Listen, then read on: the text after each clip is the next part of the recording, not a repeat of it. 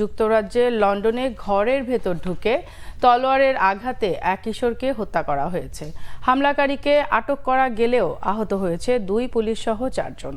Police বলছেন সন্ত্রাসবাদী হামলা নয় এটি। লন্ডন মেট্রোপলিটন পুলিশ জানিয়েছেন হামলায় 13 বছরের এক কিশোর নিহত হয়েছে। এই ঘটনায় আটক অস্ত্রধারীর বয়স 39 বছর। অপরাধমূলক কর্মকাণ্ডে অতীত কোনো রেকর্ড পাওয়া যায়নি। এই হামলার সাথে সন্ত্রাসবাদী তৎপরতার কোনো যোগসূত্র আছে বলে মনে করছেন না পুলিশ। নিরাপত্তা ক্যামেরার ভিডিও আর প্রত্যক্ষদর্শীর বর্ণনা থেকে জানা যায় শহরতলি হেইনাল্টের লেইং ক্লোজ এলাকায় বেপরোয়া গতির একটি গাড়ি থেকে তলোয়ার হাতে এক যুবক বের হয়ে বাসার ভেতরে ঢুকে তাণ্ডব চালায়।